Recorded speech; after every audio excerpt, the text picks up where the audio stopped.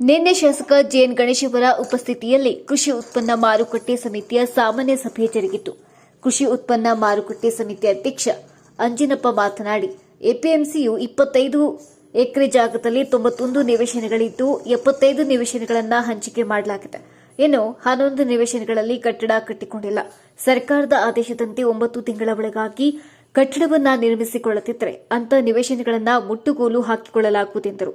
ಕೃಷಿ ಉತ್ಪನ್ನ ಮಾರುಕಟ್ಟೆಯ ಕಾಂಪೌಂಡ್ ನಿರ್ಮಾಣ, ಪ್ರವೇಶ ದ್ವಾರಗಳಿಗೆ ಗೇಟ್ಗಳನ್ನು ನಿರ್ಮಿಸುವುದು, ಸಭಾಭವನ, ಅಧ್ಯಕ್ಷ ಮತ್ತು ಉಪಾಧ್ಯಕ್ಷರ ಕೊಠಡಿಗಳೊಂದಿಗೆ ಸುಸಜ್ಜಿತವಾದ ಡೂಪ್ಲೆಕ್ಸ್ ಮಾದರಿಯ ಆಡಳಿತ ಕಚೇರಿ ಕಟ್ಟಡ ನಿರ್ಮಿಸುವುದು, ನೂತನ ರೈತ ಭವನ ಕಟ್ಟಡ ನಿರ್ಮಿಸುವುದು, ಕುಡಿಯುವ ನೀರು, ಸಿಸಿ ರಸ್ತೆ ಕಾಮಗಾರಿ ಕೈಗೆತ್ತಿಕೊಳ್ಳುವ ಕುರಿತು ಚರ್ಚೆ ನಡೆಸಲಾಯಿತು.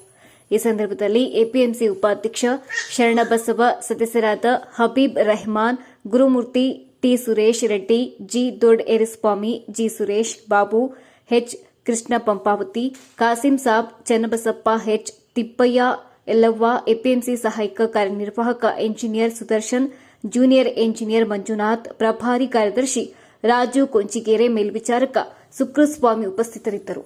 ಬ್ಯೂರೋ ರಿಪೋರ್ಟ್, ರಘುವೀರ್ ಸಿದ್ದಿ, ಟಿವಿ ಕಂಪ್ಲಿ.